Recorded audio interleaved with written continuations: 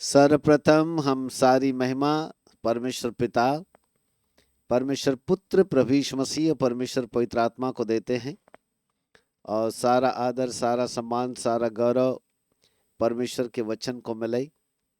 वही प्रभु आदर, सम्मान और महिमा की योग्य है।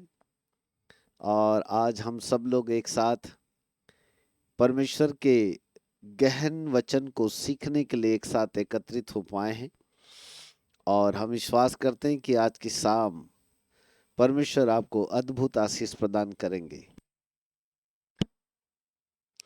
सब प्रॉस्पर्टी ब्लेसिंग सेमिनार में आप सबों का हम हृदय की गहराई से हार्दिक अभिनंदन करते हैं और आप सभी का स्वागत करते हैं आज की शाम, ताकि आप सब बड़े उत्सुकता और बड़े हर्ष और उल्लास के साथ आप यहाँ पर एकत्रित हैं। सो हम विश्वास करते हैं कि परमेश्वर आपको, आपके हृदय को स्पर्श करे और आप आशीषित हो। ओके, सो हैंडबिल्स आप तक पहुंचा और आपने हैंडबिल्स में एक महत्वपूर्ण संदेश को सुना होगा कि प्रॉस्पर्टी ब्लेसिंग सेमिनार, संपन्नता की आशीषों का सेमिनार, संपन्नता की आशीष से। जब भी हम कोई हैंडबिल्स सामने रखते हैं तो वहां पर एक परमेश्वर का वचन होता है और यदि आप उस वचन को बड़े ध्यान से देखे होंगे तो आपको दिखा होगा। यदि आपने हैंडबिल्स ध्यान से नहीं पढ़ा होगा तो वचन नहीं दिखा होगा। वहां एक वचन होता है जो सबसे ऊपर होता है और वही हमारे संदेश का मुख्य थीम होता है। तो वहां पर एक वचन था, नीति वचन 10 उसका 22 पद। वहां लिखा है कि धन यहोवा की आशीष ही से मिलता है और वह उसके साथ दुख नहीं मिलाता। धन यहोवा की आशीष ही से मिलता है और वह उसके साथ दुख नहीं मिलाता। बहुत ही सुंदर। सो प्रभु आप सबों को आशीष दे। इस वचन के द्वारा थोड़ा आगे बढ़ते हैं और वचन की गहराई को आज समझने की कोशिश करते हैं। Praise God. धन प्राप्त करने के लिए मनुष्य न जाने कितने प्रकार के प्रयत्न करते रहता है। कई स्कीम्स, अपनी मेहनत से कहीं परे विचार लाता हुआ वह नाना प्रकार के विपत्तियों से कहीं छलनी होकर अपने आप को धन प्राप्त करने वाली अवस्था में लाकर खड़ा करता है। शायद उन्हें ऐसा प्रतीत होता है कि हमारे द्वारा किए जाने वाले काम और हम जो कुछ कर रहे हैं ये बड़ा प्रतिफल लाएगा और कहीं न कहीं हमें एक बड़ी प्रॉस्पर्टी, संपन्नता हमको मिल जाएगी। इस विश्वास से मनुष्य अपने कामों को अपने परिश्रम के साथ व्यवहारिक रूप में लाता है और कहीं न कहीं हमारी मेहनत, हमारा परिश्रम बहुत ही आशीषित होकर हमें प्रॉस्पर्टी की ओर लेकर के चला जाता है। बहुसंख्यक लोग अपने जीवन के अंदर असफल हो जाते हैं। बहुसंख्यक लोग जो है वह सफल भी हो जाते हैं। हमारा मुख्य उद्देश्य ये है कि परमेश्वर के वचन के आधार पर संपन्नता की आशीषों को प्राप्त करें। केवल धन प्राप्त करना ही संपन्नता नहीं है, परंतु बहुत सारी ऐसी भी स्थितियां हैं जहां पर हमें प्रॉस्पर्टी की जरूरत होती है। जितना ज्यादा हम सांसारिक रीति से अपने आप को हम आगे बढ़ाने की बात करते हैं, उससे कहीं अधिक हमारे लिए बहुत ही महत्वपूर्ण होता है कि हम आत्मिक क्षेत्र में भी बढ़ोतरी करें, वहां पर भी हम संपन्नता को प्राप्त करें। यदि कोई व्यक्ति केवल भौतिक क्षेत्र की संपन्नताओं के लिए मेहनत करता है परंतु आत्मिक क्षेत्र की संपन्नता में अपने आप को पीछे की ओर ले आता है, इसका मतलब है कि मात्र उसने बाहरी तौर तरीके से अपने आप को कोशिश किया कि वह प्राप्त करे, परंतु आंतरिक मनुष्यत्व के अंदर कहीं न कहीं वह कमजोर है। हम परमेश्वर के लोग हैं। अन्य जाति के लोगों को इससे कोई फर्क नहीं पड़ता कि वो कौन से क्षेत्र में कितने संपन्न है, परंतु मसीह लोगों को इस बात से बहुत फर्क पड़ता है और पड़ना चाहिए कि हमारी संपन्नता किस ओर ज्यादा है। हम यदि बहुत धनी बन जाए परंतु उसके बावजूद भी अपने प्राणों की हानि उठाए तो हमें क्या फायदा। बाइबल भी ऐसा कहती है कि एक मनुष्य यदि इतना धनी हो कि वो सारे संसार को खरीद ले, सारे संसार को अपने मुट्ठी में रख ले, पर उसके बावजूद अपने प्राणों की हानि उठाए, तो बाइबल कहती है उसे क्या फायदा। इसका मतलब है कि केवल धन के क्षेत्र में ही आगे बढ़ना जरूरी नहीं है, परंतु आत्मिक क्षेत्र में भी, स्वर्गीय स्थानों की आशीषों के क्षेत्र में भी हमें आगे बढ़ जाने की जरूरत है। वहां पर भी हमारे पास एक अच्छी प्रॉस्पेरिटी होनी चाहिए। आत्मिक क्षेत्र की प्रॉस्पेरिटी, आत्मिक क्षेत्र की संपन्नता बाहरी क्षेत्र की संपन्नता से आंकी नहीं जाती। आत्मिक क्षेत्र की संपन्नता उसके व्यवहार, उसके स्वभाव से आकी जाती है, और वो चीजें विरासत में परमेश्वर के वचन के द्वारा उसको मिलती है। यदि परमेश्वर के वचन की गहराई आपके जीवन के अंदर है तो मान के चलेगा कि परमेश्वर ने अपनी मिरास, संपन्नता की मिरास आपके थैली में डाल रखा है। परंतु यदि आप परमेश्वर के वचन की गहराई में नहीं है तो आपके पास परमेश्वर की ओरिजिनल विरासत नहीं है। हम खुदा के बच्चे हैं, हमारे पास परमेश्वर की विरासत होनी है। हम उत्तराधिकारी है उसके, अर्थात जो कुछ हमारे परमेश्वर का है वो हमारा है। परंतु परमेश्वर का जो कुछ है वो हमारे पास आए तो कैसे आए, और उसका मुख्य रूप से देखा जाए तो एक रास्ता है, और वो है परमेश्वर का वचन। परमेश्वर का वचन वो रास्ता है जिसके माध्यम से परमेश्वर की प्रॉपर्टी, परमेश्वर की प्रॉस्पेरिटी, परमेश्वर की अथॉरिटी, संपत्ति, संपन्नता और अधिकार, सब कुछ परमेश्वर अपने वचन के माध्यम से अपने भक्तों को प्रदान करता है। और जिसके पास अथॉरिटी है, जिसके पास प्रॉस्पेरिटी है, जिसके पास परमेश्वर की सामर्थ्य है, जिसके पास परमेश्वर के वचन का खजाना है, वो संसार के रईसों से बहुत धनवान है। हालेलुया, अब बहुत धनवान है। संसार के रईस उसके सामने बहुत छोटे, फिर वो बहुत धनवान है ना। इसका मतलब यह है कि कहीं न कहीं हमको जीवन के हर क्षेत्र में प्रॉस्पेरिटी को लेकर के आना है ताकि हम संपन्नता में बने रहे। परमेश्वर किसी का पक्षपात नहीं करता, किसी को न कम न किसी को ज्यादा। वो चाहता है कि हर एक लोगों को वह संपन्नता की आशीषों से परिपूर्ण करे। जितना ज्यादा हम आत्मिक क्षेत्र की संपन्नता में परिपूर्ण होंगे, उतना ही हम बाहरी यानी भौतिक क्षेत्र की संपन्नता में भी परिपूर्ण होंगे। तो दोनों प्रकार की संपन्नता हमारे लिए अति अनिवार्य है। कैसे? चलिए चलते हैं, जरा देखते हैं। मैं एक उदाहरण आपके सामने रखता हूं अब्राहम का। उत्पत्ति के 12वें अध्याय में यदि आप आए तो बाइबल ऐसा कहती है कि अब्राहम जब 75 वर्ष की उम्र का था तब परमेश्वर ने उसको बुलाया और कहा, अब्राहम तू अपना देश, अपने कुटुंबियों को, अपने पिता के घर को छोड़कर उस देश में चला जा जो मैं तुझको दिखाऊंगा, और मैं तुझसे एक बड़ी जाति बनाऊंगा अब्राहम, और मैं तुझे आशीष दूंगा, तेरा नाम महान करूंगा, तू आशीष का मूल होगा अब्राहम। सारे पृथ्वी के लोग तेरे द्वारा आशीष पाएंगे अब्राहम, तू संपूर्ण पृथ्वी के ऊपर कुलपिता बन जाएगा। इसका मतलब है कि हमारा आदर्श, हमारा मॉडल, हमारे आशीषों का स्रोत अब्राहम है। अब्राहम वो पहला व्यक्ति है जिसके माध्यम से परमेश्वर प्रॉस्पेरिटी को, अर्थात प्रॉस्पेरिटी की आशीषों को, चाहे वो धन संपत्ति के रूप में हो, चाहे वह आत्मिक रूप में हो, वो हम तक पहुंचाना चाहता है थ्रू द अब्राहम, अब्राहम के माध्यम से। क्योंकि अब्राहम मूल व्यक्ति है, अब्राहम वो व्यक्ति है जिसके माध्यम से आशीषों का स्रोत हम तक पहुंचता है।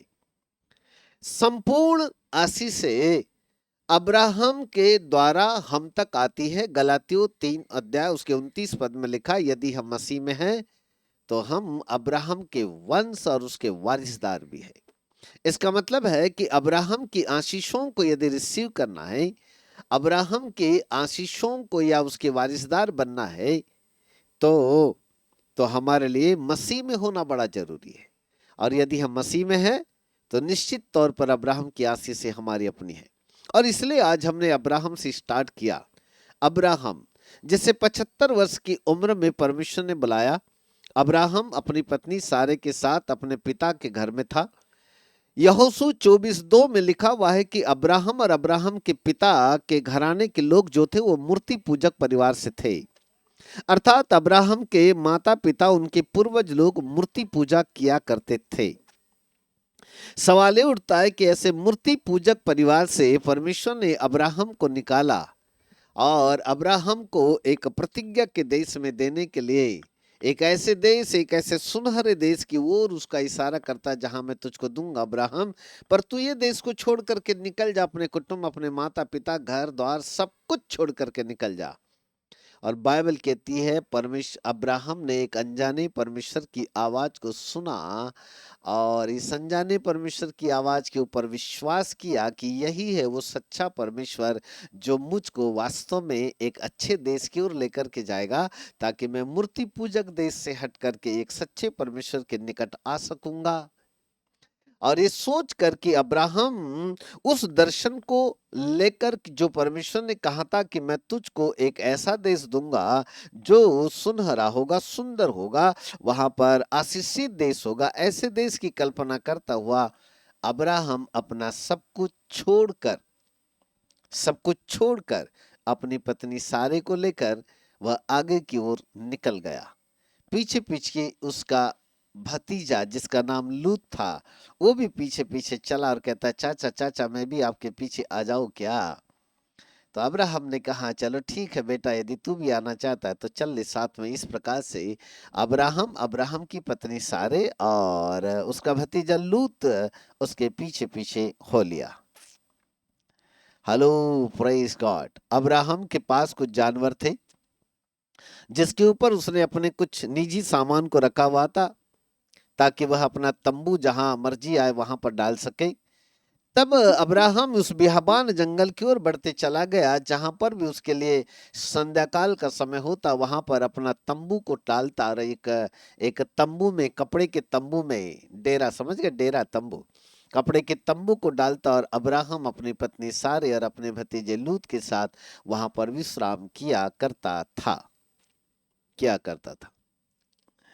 अब्राहम संपन्न परिवार का था। अब्राहम के घर में किसी प्रकार की कोई कमी घटी नहीं थी। वो इस उद्देश्य से नहीं चला था कि आने वाले समय में जिस परमेश्वर ने मुझको बुलाया है वो मुझको बड़ा धनी बना देगा। इस उद्देश्य से अब्राहम की कोई कल्पनाएं नहीं थी, कोई सोच नहीं थी। परंतु वो मात्र अनजाने परमेश्वर की आवाज को सुनकर उसने निर्णय लिया कि मुझे इस परमेश्वर की बात को मान लेना है, ताकि मैं आने वाले समयों में एक अच्छे परमेश्वर के करीब रह पाऊं और मेरा परमेश्वर मुझको अद्भुत आशीष से प्रदान करे। परमेश्वर ने उसके साथ वाचाएं बांधी और अब्राहम निकल पड़ा।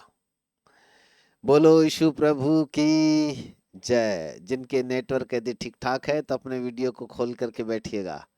मेरी नजर आप सबके ऊपर है, मैं सब लोगों को एक साथ देख रहा हूं, आप सबको। Okay okay now, very good, thank you so much. तो जरा कल्पना कीजिए कि रात्रि काल का समय, अब्राहम अपने तंबू के अंदर, जंगली जानवरों का डर उसके बावजूद भी अब्राहम अपनी पत्नी सारे के साथ, भतीजे लूत के साथ एक वीरान सुनसान जंगलों में सोया है, अपनी रात बिता रहा है। कैसे भी करके अब्राहम अपने दिन काट रहा है। वो अब्राहम जिसके घर में किसी प्रकार की कोई कमी घटी नहीं, नौकर उसके घर में हुआ करते थे, डनलप के गद्दे पर सोने वाला अब्राहम एक छोटे से तंबू में आकर नीचे न जाने उसने क्या बिछाया क्या नहीं बिछाया, कैसे सोया, कैसे उसने रातें काटी, हमें नहीं मालूम। एक संपन्न परिवार का व्यक्ति बियाबान जंगल में परमेश्वर की आवाज को सुनते हुए चल पड़ा। उसके कष्टों के दिन, मुझे ऐसा लगता है कई बार सारा शिकायत करती होगी, कहाँ के कहाँ फंसा दिए आपने। अच्छी खासी जिंदगी थी, नौकर चाकर घर में थे, बैठे बैठे खाना पास में आता था, आज्ञा देते थे तो नौकर खाना साथ में लाता, दूसरा नौकर कोई पानी डाल देता। मेरी अच्छी खासी जिंदगी थी अब्राहम, तुमने कहा मुझको ये सब जंगल की ओर घसीट लाए। यहाँ तो नीचे ऐसा सोते हैं कि जहां पर करवटें बदलते हैं तो पत्थर चुभने लगते हैं, कांटे चुभने लगते हैं। कौन सी इलाके में लेके आ गए ऐसी कष्ट भरी जिंदगी, आखिरकार क्यों? कल्पना कीजिए कि अब्राहम जब परमेश्वर की आज्ञा के अनुसार अपने देश, अपने कुटुंब को, अपना सब कुछ छोड़कर के आगे की ओर चला, तो कहीं न कहीं अब्राहम के पास कष्ट तो है, मुसीबतें तो हैं, तकलीफें तो हैं, परंतु फिर भी अब्राहम अपने परमेश्वर के प्रति विश्वास योग्य रहकर आगे की ओर बढ़ता चला गया। मेरे प्रिय प्रभु के बालकों,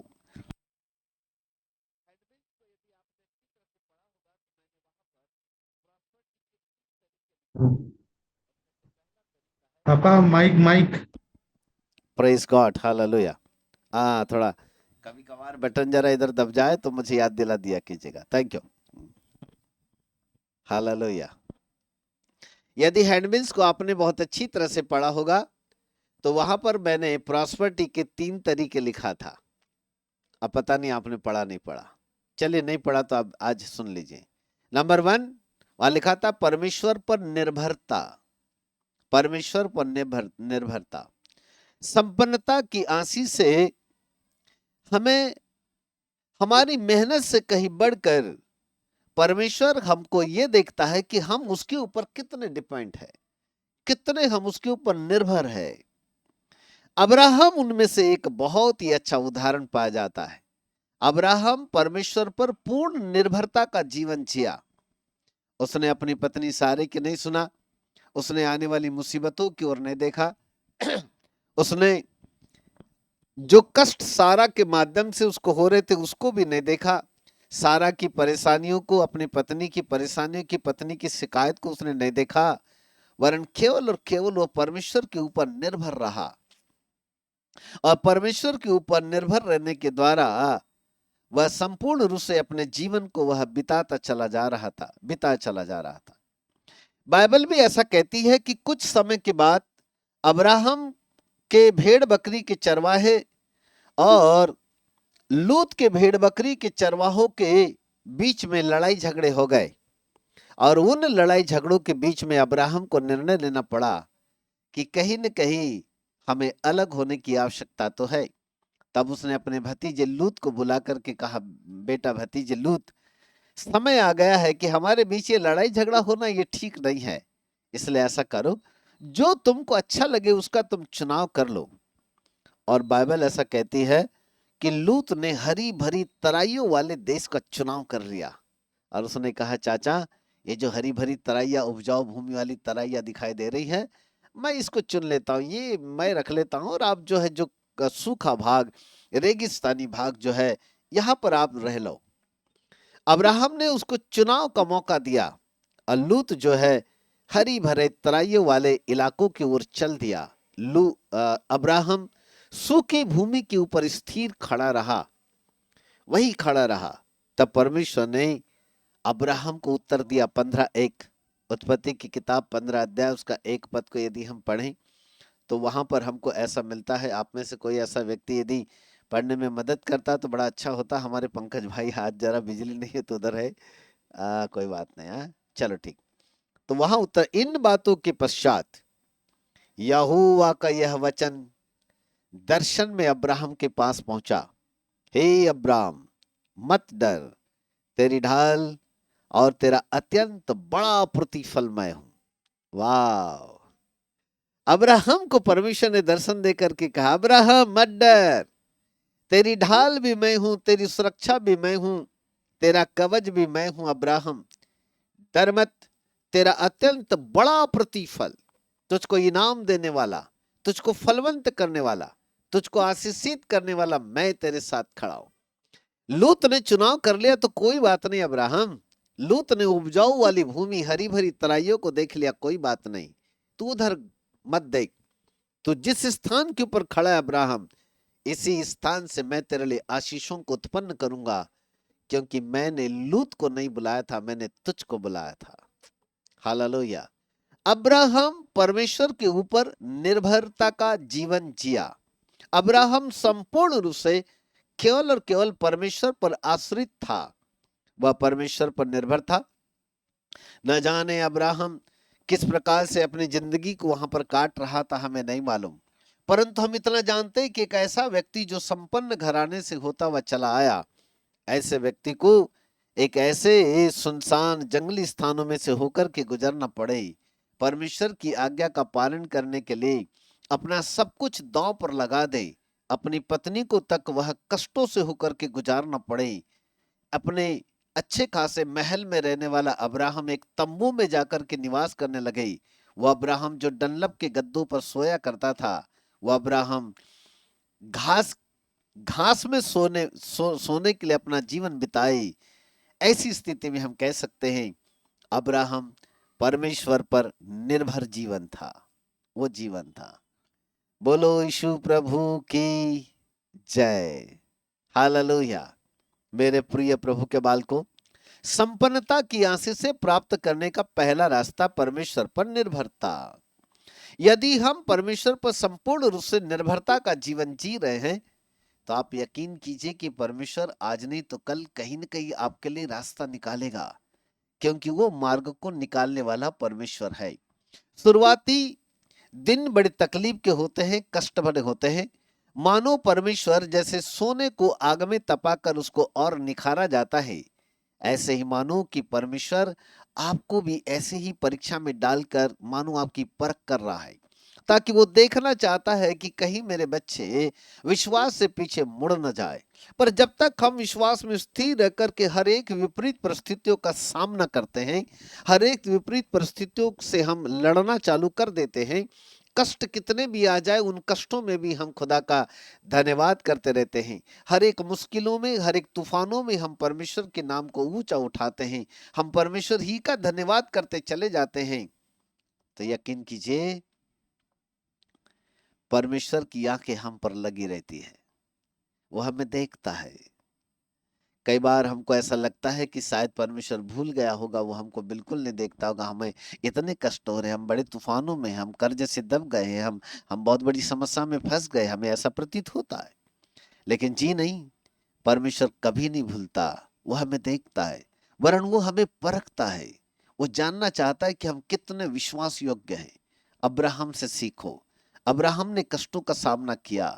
अब्राहम हर एक तूफानों का सामना करते हुए रहा। पत्नी ने कितने बार उसको बीच में, कई बार उसकी पत्नी ने उसको मना किया होगा, चलो अपन पीछे वापस हो लेते हैं, वापस हो लेते, अच्छी खासी अपनी जिंदगी, अपन कहाँ इधर जंगल में आ गए। कई बार अब्राहम को उसने बोला होगा, नहीं बोला होगा, उसका वो जाने। परंतु मुझे ऐसा लगता है कई मानसिक आघात होते हुए भी अब्राहम अपनी परिस्थिति के ऊपर विजय प्राप्त करता हुआ वो आगे की ओर बढ़ता रहा, पीछे नहीं देखा अब्राहम ने, आगे बढ़ता ही रहा, आगे बढ़ता ही रहा, आगे बढ़ता ही रहा। अंततः परमेश्वर पर संपूर्ण रूप से निर्भर रहा। परमेश्वर उपाय करेगा, परमेश्वर उपाय करेगा, वो परमेश्वर पर ही निर्भर रहा। जब मौका आया कि परमेश्वर ने अब्राहम की एक और कठिन परीक्षा ले ली, कि उसने कहा कि तू अपने इकलौते पुत्र को जिसे तू सबसे अधिक प्रेम करता है अब्राहम, उसे मोरिया देश के मोरिया पहाड़ के ऊपर ले जाकर उसको मेरे निमित्त बलिदान कर दे। अब्राहम पीछे नहीं हटा, परमेश्वर के प्रति विश्वास योग्य रहा। उसने अपने बेटे को लिया, अपनी पत्नी सारे को तक नहीं बताया कि मैं अपने बेटे का बलिदान करने जा रहा हूं। वह यदि अपनी पत्नी को बताता तो शायद सारे रोक देती, परंतु सारा को न बताते अब्राहम आगे की ओर बढ़ा। अंततः मोरिया पहाड़ के नजदीक पहुंच गए, तब भी बेटा पूछता है, पिताजी एक बात तो बताओ, हाथ में आग भी है, आ? हथियार भी है, सब कुछ है, लकड़ी भी है, परंतु बलि करने के लिए कोई वस्तु कहां पर है? किसकी बलि करेंगे? तो अब्राहम ने बड़े मुस्कुराते हुए उत्तर दिया, खुदा उपाय करेगा, परमेश्वर उपाय करेगा। आपको लग रहा है कि अब्राहम अभी भी परमेश्वर पर निर्भर था? अब्राहम अभी भी परमेश्वर पर निर्भर था। उसको मालूम था कि हो सकता है इन टाइम पर खुदा कोई तो ऐसा तो उपाय करेगा जिससे कि मेरा बेटा बच जाए। इस आशा से अब्राहम अभी भी अपने परमेश्वर के ऊपर निर्भरता का जीवन जी रहा था। अंततः वो मोरिया पहाड़ के ऊपर तक चला गया। दोनों वेदी बना रहे थे, दोनों बाप बेटे लकड़ी को रख करके वेदी बना रहे थे, परंतु बेटा अभी भी नहीं समझ पा रहा था कि उसी का बलिदान होने जा रहा है। अंततः अब्राहम समझ गया कि खुदा उपाय नहीं करेगा, मुझे इसी बेटे का बलिदान करना ही पड़ेगा। तब उसने बेटे को अपनी वेदी के ऊपर लिटा दिया, परंतु उसी समय खुदा की आवाज आ गई और खुदा ने कहा, अब्राहम अब्राहम, इस बेटे के ऊपर हाथ मत बढ़ा, क्योंकि मैं जान गया कि तू मेरा भय मानता है। कहानी आप सबको पता है। कहने का मतलब था, अंत तक अब्राहम परमेश्वर पर निर्भर रहा। परमेश्वर पर निर्भरता का जीवन हमें संपन्नता की पहली सीढ़ी की ओर लेकर के जाता है। अन्य जाति के लोग परमेश्वर पर निर्भरता का जीवन नहीं जीते।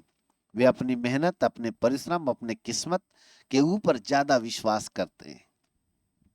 बहुत सारे लोग अपनी जन्म कुंडली दिखा दिखा करके ज्योतिष के पास जाकर के कहते हैं, जरा हमारा हाथ देख करके देखना तो प्रॉस्पर्टी कब आने वाली, अच्छा खासा धन कब मिलेगा, कब हम बड़े अमीर बनेंगे, उधर दिखाना चालू कर देते हैं। हमें किसी व्यक्ति को हाथ दिखाने की जरूरत नहीं है। आप अपना भविष्य नहीं जानते, पर हम अपने भविष्य के रचयिता को जानते हैं। यदि हमारे भविष्य का रचयिता अब्राहम को संपन्नता की ओर लेके जा सकता है, जिसके आशीषों के तले हम हैं, जिसकी आशीष से हमारे लिए नए नियम में बांटी जाती है, हम अब्राहम की आशीषों के और उसके वारिसदार के हकदार है। वो परमेश्वर यदि अब्राहम को संपन्नता के जीवन में ला सकता है, तो वो मुझको और आपको भी संपन्नता से परिपूर्ण कर सकता है। बोलो यीशु प्रभु की जय। नंबर 1, परमेश्वर पर निर्भरता। परमेश्वर पर निर्भर रहना सीखो। अपनी बुद्धि मत लगाओ, अपना ज्ञान मत लगाओ, अपनी योजना मत लगाओ। पर जब कभी कोई परमेश्वर किसी बात के लिए प्रेरणा दे, उस प्रेरणा को पूरा करने के लिए अपनी तैयारी करो। और जब आप परमेश्वर की प्रेरणा से आगे बढ़ेंगे, तो कहीं न कहीं परमेश्वर आपको ब्लेस करेगा। Hallelujah, praise God, hallelujah,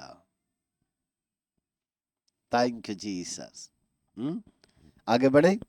number 2, परमेश्वर की सामर्थ। मैंने वहां 3 चीजें लिखी थी। नंबर 1, परमेश्वर पर निर्भरता। नंबर 2, परमेश्वर की सामर्थ। नंबर 3, परमेश्वर का मार्ग। अभी नेक्स्ट टाइम जब कभी किसी सेमिनार में आए तो हैंडबिल्स को ऊपर से लेके नीचे तक 10 बार पढ़िएगा, तब आपको समझ में आएगा, क्योंकि हमारा हैंडबिल्स खुद ही पूरा प्रचार करता है। हमारा हैंडबिल्स में ही पूरा संदेश छुपा हुआ होता है। हाँ, उसी में पूरा खजाना वही होता है। ठीक है, ओके। तो नेक्स्ट टाइम उसको ध्यान से पढ़िएगा। ओके नाउ, संपन्नता का पहला तरीका है परमेश्वर पर निर्भरता। संपन्नता का दूसरा तरीका है परमेश्वर की सामर्थ। परमेश्वर की सामर्थ। हालेलुया। एक वचन देता हूं मैं आपके लिए, यदि आप में से कोई जल्दी हिंदी भाषा से निकाल के पढ़ने में मदद कर सकता तो सामने आ जाए। व्यवस्था विवरण 8 अध्याय और उसका 18 पद। व्यवस्था विवरण 8 अध्याय उसका 18 पद।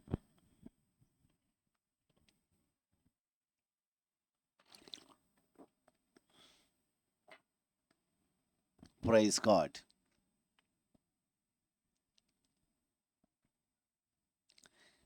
किसी को मिला?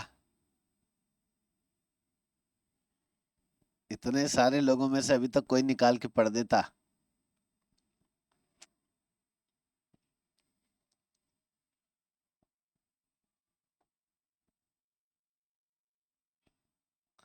कोई नहीं?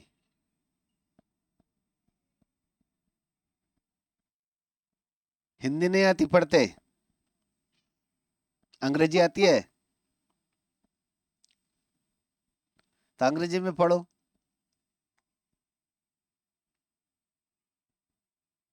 वहां तो लाइट नहीं है और समझ में आ रहा है। व्यवस्था और नाट रहा है। चलिए मैं पढ़ता हूं अब आपके लिए। अपने प्रभु परमेश्वर को, क्या हुआ, किधर है किधर है किधर है पॉल?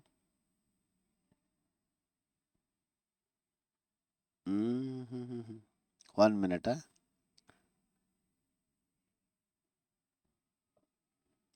किधर चले गए ये? In the name of Jesus. अच्छा इधर है। हालेलुया। कोहोस्ट बनाए तो थे। चलिए। हाँ? कैसा हुआ?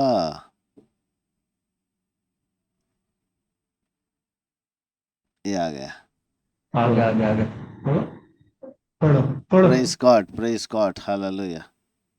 परंतु तू अपने परमेश्वर यहोवा को स्मरण रखना, क्योंकि वही है जो तुझे संपत्ति प्राप्त करने की सामर्थ्य इसलिए देता है कि जो वाचा उसने तेरे पूर्वजों से शपथ खाकर बांधी थी उसको पूरा करे, जैसा आज प्रकट है। Okay okay, thank you. So वहां लिखा है कि तू अपने यहोवा परमेश्वर को स्मरण रखना, नंबर 1। नंबर 2, वही है जो तुझे संपत्ति प्राप्त करने की सामर्थ्य देता है। संपत्ति प्राप्त करने की सामर्थ्य देता है, और वो इसलिए देता है, नंबर 3, कि जो वाचा उसने अपने पूर्वजों से बांधी थी उसको वह पूरा कर सके। 3 बातें हैं। हम अपने उस परमेश्वर को स्मरण करें जो वाचाओं को बांधता है, उसको कभी न भूले। और उसने वाचा हमारे पूर्वजों से बांधी थी, और वो हमारा पूर्वज है अब्राहम। उसके साथ उसने वाचा बांधी थी कि मैं तुझे आशीष दूंगा और तेरे द्वारा सारे कुल के लोग आशीष पाएंगे। अब्राहम तो संपूर्ण पृथ्वी का कुलपिता बन जाएगा। अब्राहम जो तुझे आशीष देगा अब्राहम उसे मैं भी आशीष दूंगा, और जो तुझे श्राप देगा अब्राहम उसे मैं भी श्राप दूंगा। ये वाचा परमेश्वर ने अब्राहम के साथ बांधी थी। इसलिए व्यवस्था विवरण 8:18 में वहां लिखा है कि अपने प्रभु यहोवा परमेश्वर को स्मरण रखो, क्योंकि वही है जो तुझे संपत्ति प्राप्त करने की सामर्थ्य देता है। वाह वाह वाह वाह। संपत्ति प्राप्त करने की सामर्थ्य देता है। हेलो।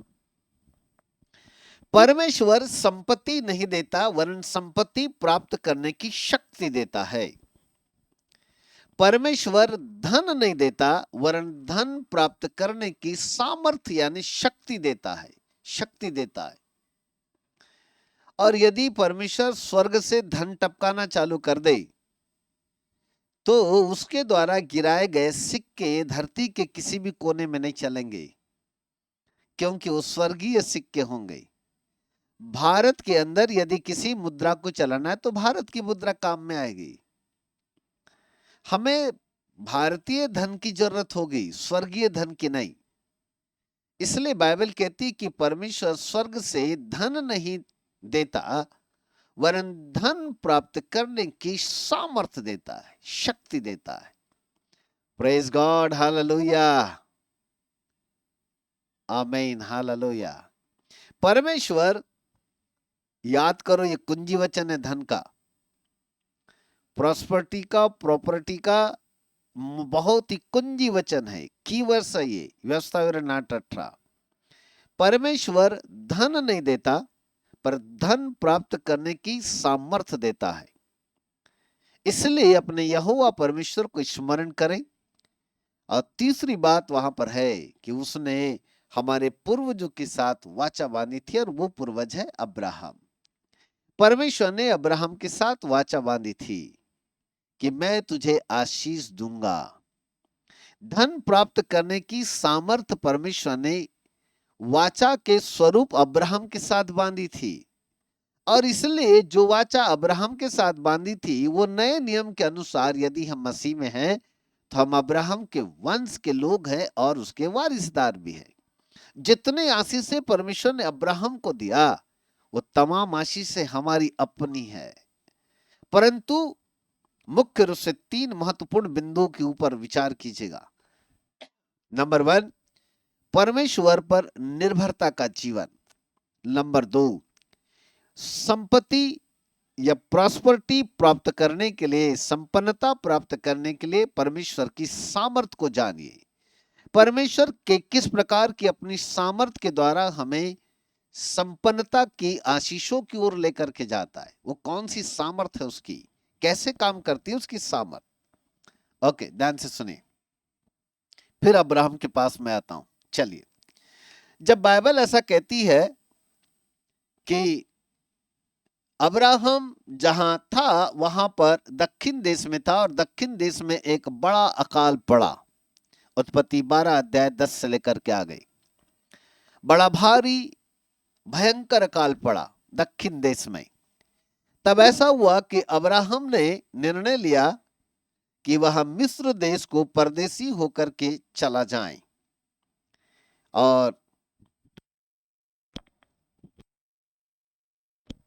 और अपनी पत्नी सारा को लेकर वह मिस्र देश में परदेसी होने के लिए चला, ताकि कुछ दिन, जब तक अकाल के दिन समाप्त नहीं हो जाते तब तक वह मिस्र देश में रहे। चलते चलते अब्राहम ने अपनी पत्नी सारा से कहा, सारा देख, तो मुझसे बहुत सुंदर है, ऐसा न हो कि यदि राजा फिरौन को पता चले कि तू मेरी पत्नी है तो मुझको मरवा देगा और फिर तुझे अपनी पत्नी बना लेगा। इसलिए ज्यादा अच्छा है कि हम दोनों वहां जाकर झूठ बोले कि हम दोनों पति पत्नी नहीं वरन हम दोनों भाई बहन हैं। इसलिए यदि कोई तुझसे पूछे तो कहना कि हम दोनों भाई बहन हैं। Praise God, hallelujah. अब्राहम ने सारा को ऐसा कहा। बाइबल कहती है वे दोनों मिस्र देश में आए, उन्होंने अपनी ओरिजिनल पहचान को छिपाया और वे वहां पर राजा फिरौन के सामने भाई बहन के रूप में रहने लगे, परंतु उल्टा हो गया। इस चक्कर में भी सारा जो अति सुंदर थी फिरौन को भाग गई और फिरौन ने अपने कर्मचारियों से कहा कि वो स्त्री जो हमारे घराने में आई हुई है, राजघराने में आई हुई, उसको हमारे पास लाई जाए। और इससे पहले कि उसे राजभवन में लाई जाए, यहोवा परमेश्वर ने फिरौन के ऊपर बड़ी भारी विपत्तियां डाली। तब राजा फिरौन घबरा गया और दोनों को बुला करके पूछा कि तुमने आपस में झूठ क्यों बोला। बोले, मुझसे कितना बड़ा पाप हो जाता यदि मैं इसको अपनी पत्नी बना लेता। यदि ये तेरी पत्नी थी तो तुझे कहना चाहिए था अब्राहम कि ये तेरी पत्नी है, तूने झूठ क्यों बोला। इस कारण सुन, अब तेरा निवास स्थान हमारे यहाँ नहीं होगा वरन तुझे मिस्र देश छोड़ करके जाना होगा। तब बाइबल कहती है कि राजा फिरौन ने अब्राहम को उसकी पत्नी सारा के साथ विदा किया। पढ़ोगे तो बड़ा मजा आएगा। 12वां अध्याय उसका 16 पद।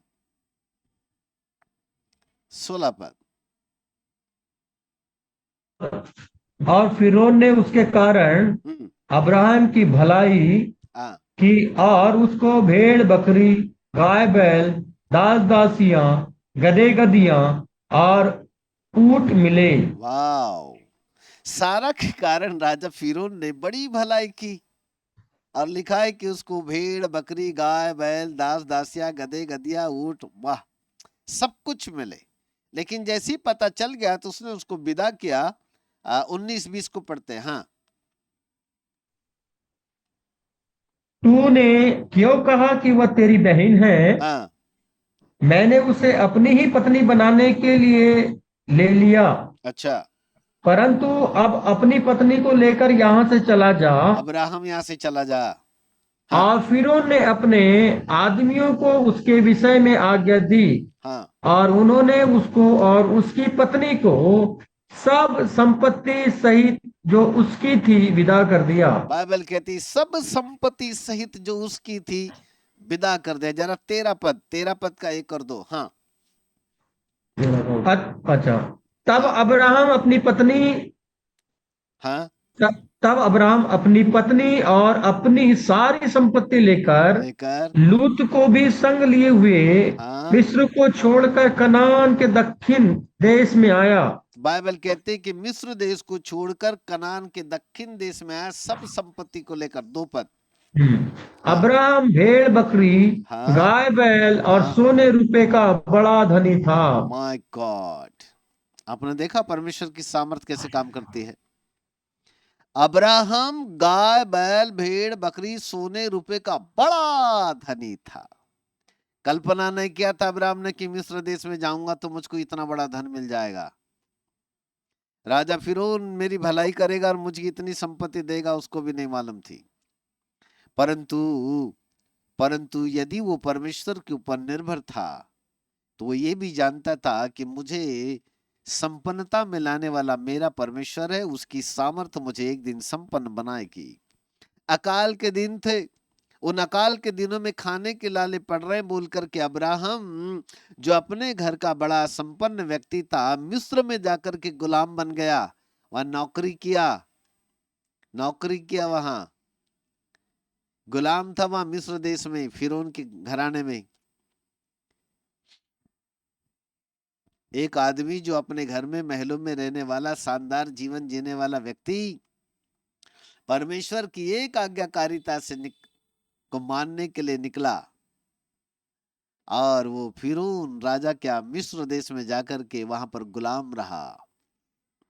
परंतु बाइबल कहती है कि परमेश्वर की ऐसी सामर्थ फिरौन राजा के जीवन के द्वारा काम की कि फिरौन ने उसकी बड़ी भलाई की और उसकी सारी संपत्ति सहित उसको विदा किया।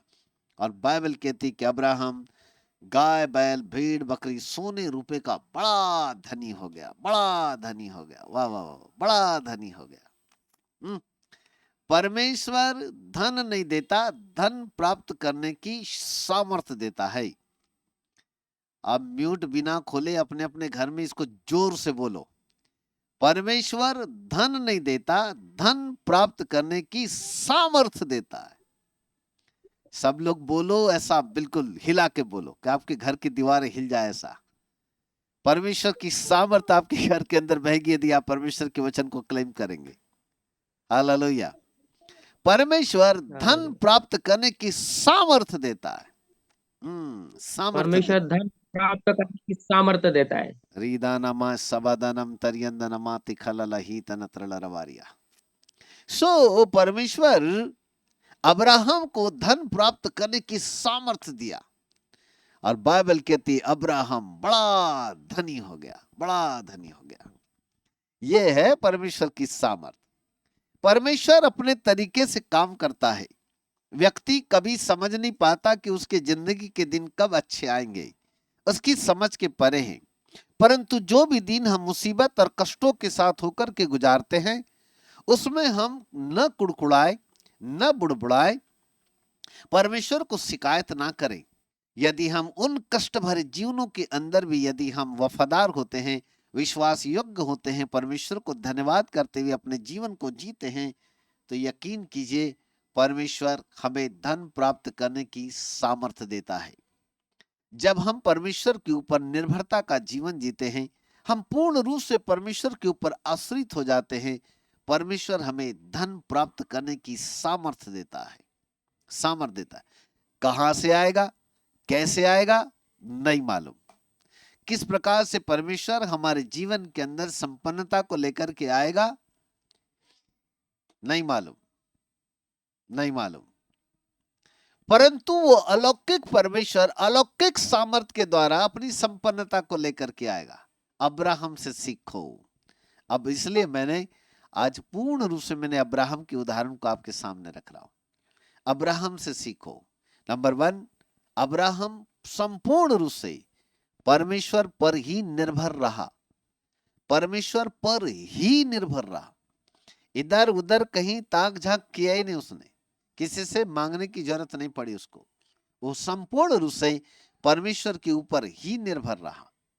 और एक दिन आया जब परमेश्वर ने एक ऐसी अलौकिक सामर्थ प्रकट की कि बाइबल कहते अब्राहम रुपए सोनी गाय सोना रुपए गाय बैल भेड़ बकरी जानवरों का बड़ा धनी हो गया, बड़ा धनी हो गया।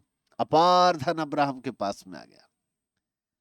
प्रेज गॉड, हालेलुया, बोलो यीशु प्रभु की। गॉड, अब्राहम बड़ा धनी हो गया। धन कमाने की लालसा मनुष्य को डुबो देती है, पर जब हम परमेश्वर पर निर्भर होते हैं और परमेश्वर पर ही विश्वास करते हुए जब हम आगे की ओर बढ़ते हैं तो परमेश्वर हमारे लिए रास्ता निकालता है अपनी सामर्थ के द्वारा। परमेश्वर अपनी सामर्थ के द्वारा हमारे लिए मार्ग तैयार करता है। अब्राहम के लिए उसने एक मार्ग तैयार किया और वो था मिस्र देश, कि तू मिस्र देश को जाएगा और वहीं से मैं तेरे लिए धन का प्रबंध करूंगा। इसी प्रकार से परमेश्वर ने अब्राहम के लिए मिस्र देश से एक बड़ा धन तैयार किया और बाइबल कहती है अब्राहम बड़ा धनी हो गया। हर एक व्यक्ति के लिए परमेश्वर के पास अलग अलग मार्ग है। जिस तरीके से परमेश्वर ने अब्राहम के लिए धन निकाला, जरूरी नहीं है कि वो आपके लिए भी वही तरीका अपनाए, और जरूरी नहीं है कि आप भी दूसरे देश में जाकर कुछ दिनों के लिए अब्राहम के समान गुलाम रहे। परमेश्वर हर एक मनुष्य को अलग अलग तरीके से अपनी सामर्थ के द्वारा उनको संपन्न करता है। ये परमेश्वर की अलौकिक सामर्थ है। हम परमेश्वर की अलौकिक सामर्थ को समझ नहीं सकते, हमारी समझ के परे है। परमेश्वर कैसे करेगा, कहां से करेगा, किस तरीके से करेगा और किस प्रकार से हमारे पास धन आएगा, हमारी समझ के परे हो जाता है। परंतु इतना याद रखें, जितना ज्यादा आप अपने परमेश्वर के प्रति फेथफुल रहेंगे, जितना ज्यादा आप अपने परमेश्वर के प्रति आज्ञाकारी रहेंगे, जितना ज्यादा आप समर्पित रहेंगे, उसके हर एक बातों के पीछे चलते रहेंगे, कुड़कुड़ाएंगे नहीं, बुड़बुड़ाएंगे नहीं, वरन फेथफुल रहेंगे, निश्चय जानिए परमेश्वर की अलौकिक सामर्थ आपके जीवन के ऊपर काम करेगी और ये अलौकिक सामर्थ आपके लिए मार्ग निकालेगी, रास्ता निकालना चालू कर देगी। चलिए मैं तीसरे पॉइंट पर आता हूं, परमेश्वर का मार्ग। संपन्नता के तरीका का, परमेश्वर का मार्ग एक संपन्नता का तरीका है। मैं तीसरे तरीके में आता हूं, कैसे परमेश्वर संपन्न करता है। थोड़ा हम आगे की ओर बढ़ते जाएंगे तो हमको पता चलेगा। जब अब्राहम को पता चला कि उसका भतीजे लूत को दूसरे देश के राजाओं ने बंदी बना लिया, सदोम का राजा भी बंदी बना लिया गया था, सदोम के पूरे स्त्री बाल बच्चे, सदोम का जितना भी सदोम और गमोरा का धन दौलत था, लूत का परिवार, सब कुछ बंदी बना लिया गया। दूसरे देश के राजाओं ने लूत को भी बांध करके ले गए, बंदी बना के ले गए। अब्राहम को जैसी पता चला कि उसके भतीजे लूत को दूसरे देश के राजाओं ने बंदी बना लिया है और वरन वहां की स्त्रियों को, वहां के बच्चों को, वहां की धन दौलत को लूट के लेके गए हैं, तब बाइबल कहती है कि अब्राहम अपने 318 लोगों के साथ उन राजाओं के ऊपर चढ़ाई कर दिया और उनके ऊपर चढ़ाई करके अब्राहम ने उनको ऐसा मारा कि उनको हरा दिया, उनको भगा दिया। और जितने भी वो माल धन संपत्ति स्त्रियों को लूट के लेके जा रहे थे, अब्राहम ने उनको छुड़ा लिया और सबको उसने लौटा ले आया। पूरा का पूरा धन संपत्ति भी लौटा करके ले आया। अब्राहम ने उनकी स्त्रियों को भी लौटा ले आया, अपने भतीजे लूत को भी लौटा ले आया, सबको उसने छुड़ा लिया। तब वहां से आगे की ओर चला। हम उत्पत्ति के 14 अध्याय में आते हैं और यदि हम 17 पद से इसको हम 17 पद से पढ़ते चलो। तब वह करदाला उमर और उसके साथी राजाओं को जीत कर लौटा आता था। तब सदोम का राजा सदोम का राजा सावे नामक तराई में जो राजा की तराई भी कहलाती है उससे भेंट करने के लिए आया। 18 पद। तब सालेम का राजा मलिकी सिदक जो परम प्रधान ईश्वर का याजक था रोटी और दाखमधु ले आया और उसने अब्राहम को यह आशीर्वाद दिया कि परम प्रधान ईश्वर की ओर से जो आकाश और पृथ्वी का अधिकारी है तू धन्य हो और धन्य है परम प्रधान ईश्वर जिसने तेरे द्रोहियों को तेरे वश में कर दिया। बाइबल कहती है सालेम का राजा मलिक सिदक जो परम प्रधान परमेश्वर का याजक कहलाता था उसने दाखमधु और रोटी लाकर अब्राहम को दिया और अब्राहम को आशीष दिया कि तू धन्य हो, तेरा भला हो, तू धन्य हो और धन्य है तेरा परमेश्वर। उसने आशीष दिया। तब 20 पद के नीचे की लाइन में लिखा है तब अब्राहम ने उसको सब वस्तुओं का दसवांश दिया। तब अब्राहम ने सब वस्तुओं का दसवांश दिया। नोट करो। हालेलुया। 3 प्रकार की व्यवस्था है। नंबर 1 परमेश्वर की व्यवस्था, नंबर 2 पुराने नियम में मूसा की व्यवस्था और नंबर 3 नए नियम की व्यवस्था। 3 व्यवस्था, 3 लॉ है। ओके। परमेश्वर के कानून, परमेश्वर के नियम, परमेश्वर की व्यवस्था नए नियम की व्यवस्था से मिलती है, पर मूसा की बहुत सारी व्यवस्था नए नियम में आकर के चेंज हो जाती है, परिवर्तित हो जाती है। बहुत सारी व्यवस्थाएं जो मूसा के माध्यम से इजरायलियों के लिए बनाई गई थी वो हमारे लिए नहीं है, परंतु कुछ व्यवस्थाएं ऐसी है जो परमेश्वर के द्वारा बनाई गई थी, वो व्यवस्थाएं नए नियम में आज भी हम पर लागू होती है। Listen me carefully. Hello, hallelujah. जब अब्राहम यहां पर है, इस समय मूसा यहां पर नहीं है। मूसा तो निर्गमन के अध्याय से आगे की ओर आया है ना। अभी यहां अब्राहम को देख रहे हैं। यहां पर मूसा की व्यवस्था नहीं है, यहां पर डायरेक्ट परमेश्वर की व्यवस्था है। अब्राहम ने मलिकी सिदक को जो परमेश्वर का याजक है, बाइबल कहती है उसको दसवांश दिया। दसवांश दिया। Listen me carefully. दसवांश देना मूसा की व्यवस्था नहीं है, परंतु दसवांश देना परमेश्वर की व्यवस्था है। ध्यान से सुने मेरी बात। हम ऐसी काम की बातों को नजरअंदाज करते हैं और फिर हम समझते हैं कि ये बातें हमारे काम की नहीं है, क्योंकि हमने जिंदगी में कभी देना नहीं सीखा, सिर्फ लेना सीखा, और यही गलत है। ये परमेश्वर का मार्ग देना सिखाता है। परमेश्वर का मार्ग लेने वाला मार्ग नहीं है, परमेश्वर का मार्ग देने वाला मार्ग है। Hello, praise God, hallelujah. ध्यान से सुने मेरी बात को, आज जिंदगी बदल जाएगी। तीसरा पॉइंट, लास्ट पॉइंट बता के समाप्त करने वाला हूं मैं। ओके। बाइबल यहाँ पर कहती है, अब बताओ अब्राहम को किसी ने सिखाया था क्या दसवांश देना नहीं देना? कोई टीचिंग में बैठा था? वो टीचिंग क्लास में बैठता था? कोई टीचर था उसको सिखाने वाला? परंतु अब्राहम परमेश्वर की व्यवस्था का पालन करने वाला व्यक्ति था। यहां मूसा की व्यवस्था नहीं है, ये परमेश्वर की व्यवस्था है। माय गॉड, मैं 50,000 रुपए कमाता हूं तो 5,000 दसवांश देना पड़ेगा? ना रे बाबा ना, मेरी तो पूरी जेब खाली हो जाएगी, एक ही दिन में पूरे सिर के बाल झड़ जाएंगे। तो ऊपर वाला कहता है बेटा सिर के बाल झड़ेंगे नहीं, यदि तू दसवांश देना सीख जाएगा तो जो बाल झड़ गए ना वो भी उग जाएंगे, ईमानदारी से दोगे तो। क्योंकि ये खुदा का मार्ग है, ये मनुष्य का मार्ग नहीं है, ये परमेश्वर का मार्ग है। अब्राहम ने दसवांश दिया। थोड़ा आगे पढ़ते हैं। अब्राहम ने सदोम के राजा से कहा, 21 पद। तब सदोम के राजा ने अब्राहम से कहा प्राणियों को तो मुझे दे और धन को तो अपने पास रख ले। अच्छा, सदोम के राजा को भी छुड़ाया था ना अब्राहम ने, इसलिए सदोम का राजा अब्राहम से कहता है कि ऐसा कर तू प्राणियों को, जानवरों को मुझे दे दे, लेकिन ऐसा कर कि जो धन तूने छुड़ा के लाइए तू पूरा रख ले अब्राहम।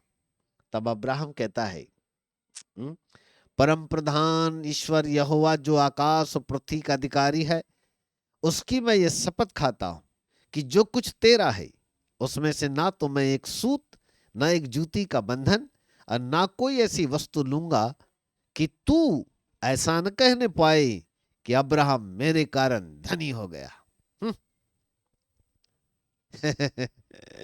सदोम के राजा को अब्राहम ने उत्तर दिया, हे सदोम के राजा सुन, तेरा जो धन है उसमें से ना तो मैं एक सूत, ना तो एक पाई, ना तो मैं एक जूती का बंध लूंगा। ऐसा न हो कि तू कहने पाए कि अब्राहम मेरे कारण धनी हो गया। अब्राहम किसी व्यक्ति के कारण धनी नहीं हुआ, अब्राहम केवल अपने परमेश्वर के कारण धनी हुआ। अब्राहम को धनी बनाने वाला कोई व्यक्ति नहीं है, अब्राहम को धनी बनाने वाला हमारा परमेश्वर है। हालेलुया। मेरे प्रिय प्रभु के बालको, आपको, मुझको, हम सब को धनी बनाने वाला, संपन्न बनाने वाला कोई व्यक्ति नहीं है, हमारा परमेश्वर है, हमारा परमेश्वर है। बाइबल कहती है अब्राहम ने उसके धन को नहीं लिया, नहीं लिया क्योंकि वो लालची नहीं था, उसने नहीं लिया। उसने कहा ये तेरा धन तुझको मुबारक हो, लेके चला जा। और सदोम का राजा अपने धन के साथ वहां से विदा हो गया, चला गया। अब्राहम ने उसके धन को नहीं लिया। अब्राहम का विश्वास अपने परमेश्वर पर था। अब्राहम को मालूम था कि परमेश्वर अपनी अलौकिक सामर्थ्य के द्वारा धन प्राप्त करने की शक्ति देता है, उसको मालूम था। और इसलिए अब्राहम किसी मनुष्य से धन प्राप्ति की आशा लगाए बैठा नहीं था कि यहां से मुझको संपत्ति मिलेगी और मैं बहुत ही संपन्न हो जाऊंगा। अब्राहम का विश्वास ऐसा नहीं था, उसकी आशा ही नहीं थी।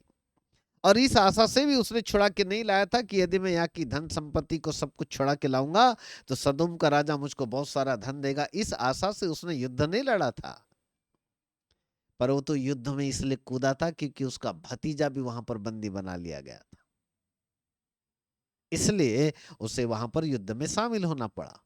लड़ाई लड़ा उसने अपने तलवार के बल पर, अपने भतीजे को छुड़ा करके लेके आ गया।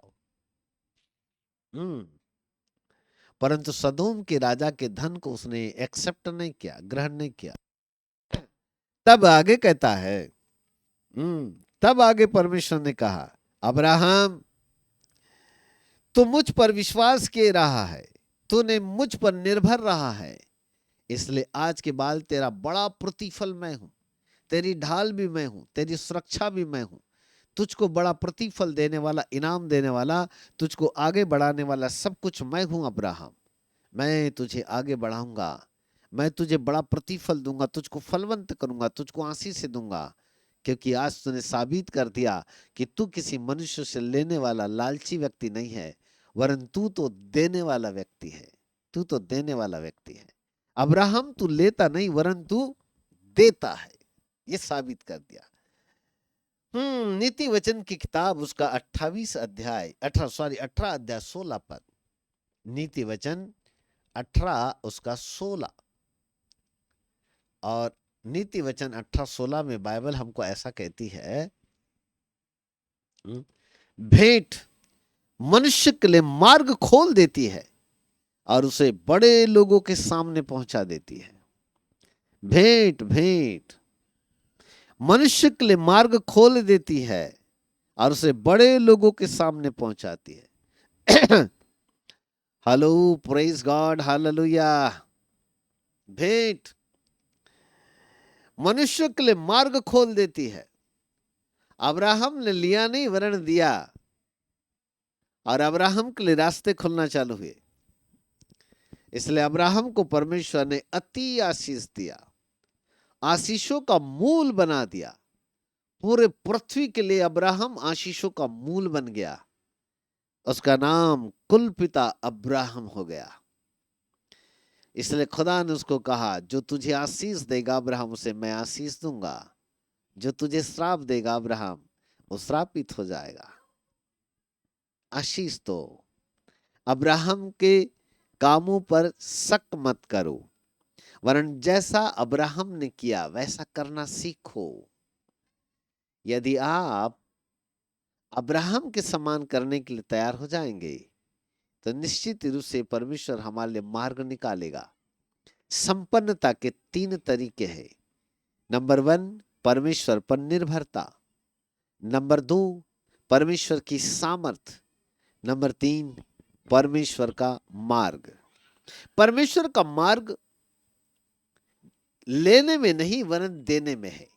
यानी संपन्नता का तरीका, जहां संपन्नता यदि हमको प्राप्त करनी है तो हमारे लिए एक सबसे बड़ी अद्भुत और अनहोनी बात है कि हम लेने वाले नहीं, देने वाले बने, देने वाले बने। बहुसंख्यक पासवान, बहुसंख्यक लीडर ये सोचते हैं कि बोले हम तो सिर्फ लेते हैं, देंगे क्यों। आपकी जानकारी के लिए बता दूं, कानून सबके लिए है।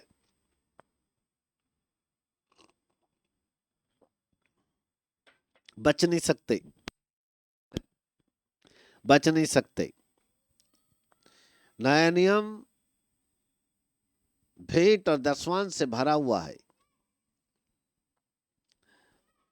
संपूर्ण नया नियम, क्योंकि वहां परमेश्वर की व्यवस्था है।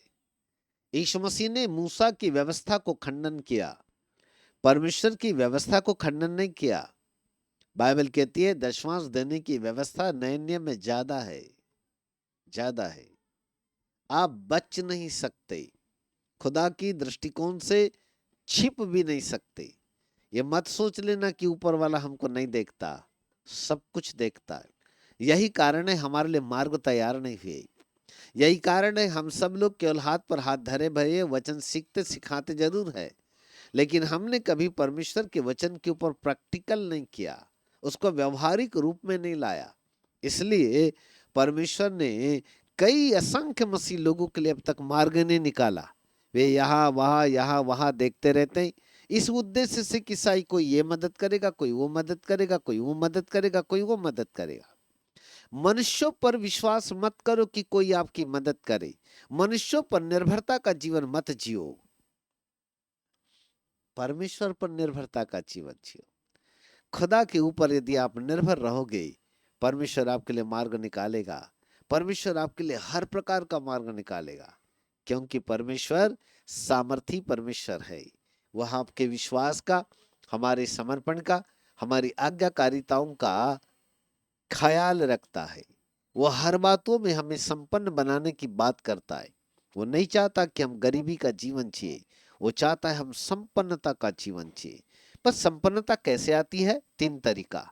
नंबर 1, परमेश्वर पर निर्भर रहना सीखो। नंबर 2, परमेश्वर की अलौकिक सामर्थ के ऊपर विश्वास करो। नंबर 3, परमेश्वर को मार्ग निकालने दो। परमेश्वर को कहो कि वो आपके लिए मार्ग निकाले। और मार्ग, परमेश्वर का जो मार्ग है वो भेंट और दशवान से होकर के गुजरता है, वहां से होकर के गुजरता है। खुदा का मार्ग भेंट और दशवान से होकर गुजरता है। ओके, सबोपदेशक की किताब, उसका 11 अध्याय, उसका 1 पद। सबोपदेशक 11:1, सबोपदेशक 11:1। चलिए मैं पढ़ता हूं आपके लिए। अपनी रोटी जल के ऊपर डाल दे, क्योंकि बहुत दिन के बाद तू उसे फिर से पाएगा। हेलो, सबोपदेशक 11:1।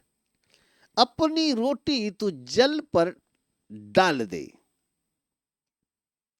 अपनी रोटी तू जल के ऊपर डाल दे, बहुत दिन के बाद फिर से तू उसे वापस पाएगा। मैं ऐसे नहीं बोल रहा हूं, बाइबल में लिखा है, आप खोल के देखो, सबोपदेशक 11:1 में लिखा है। मुझे एक बात बताओ, रोटी रोटी रोटी तो खाते हैं आप सब लोग। रोटी को यदि पानी के ऊपर डाल देंगे तो क्या होता है? रोटी को यदि पानी के ऊपर डाल देंगे तो क्या होता है? कोई बताएगा आप में से? म्यूट खोल के, अनम्यूट होके।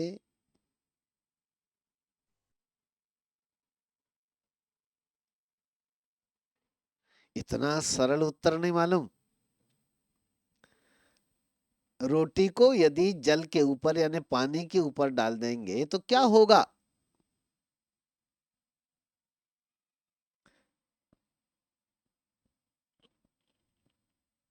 पिघल जाएगा, पिघल जाएगा।